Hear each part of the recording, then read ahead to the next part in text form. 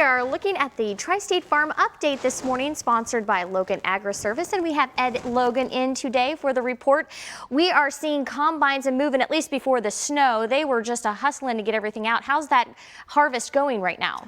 You know, there's still lots of combines in the fields right now. Some of the guys have finished up, but there's a lot of harvest still to go on. And so, you know, the guys are concerned now about getting fall fertilizer on, getting that harvest completed, getting anhydrous ammonia applied, fall burn down herbicides.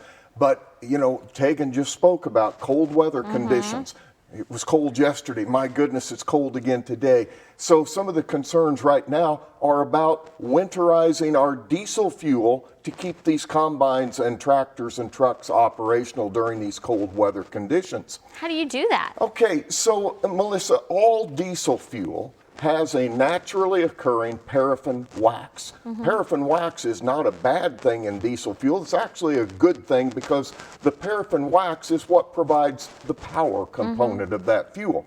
But in cold weather conditions, instead of flowing freely through the fuel as it should, those paraffin wax crystals can tend to stick together.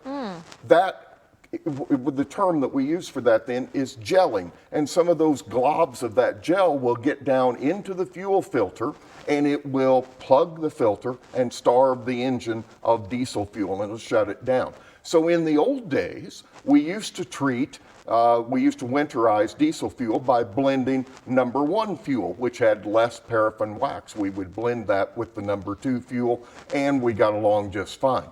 Today, we can avoid that blending of the number 1 fuel by use of an anti-gel additive in the diesel fuel. The anti-gel additives will effectively replace that number 1 fuel. They keep those wax crystals flowing freely through the fuel and prevent the filter gelling, the filter plugging. But we also then are able to retain the power component and we're able to retain the fuel economy that we've become accustomed to with our number 2 fuels and our biodiesel blends. So the recommendation now in these cold weather conditions is to see your fuel supplier, get a quality anti-gel product, treat your diesel fuel, and one more piece of advice is that when you get ready to shut the equipment down at night, you turn the truck off at night, take an extra 10 or 15 minutes, fill up those fuel tanks at night.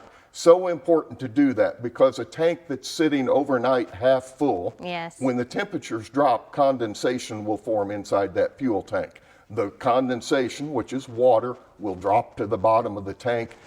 Temperatures drop, that water freezes up the system. So fill those tanks up at night. And nobody wants that. Some good information to keep you winterized for this really cold snap we've had in the Tri-States. This segment again sponsored by Logan Agri-Service. It's the Tri-State Farm Update. Thanks for joining us, Ed, and we'll see you back here with more news and entertainment news coming up after the break.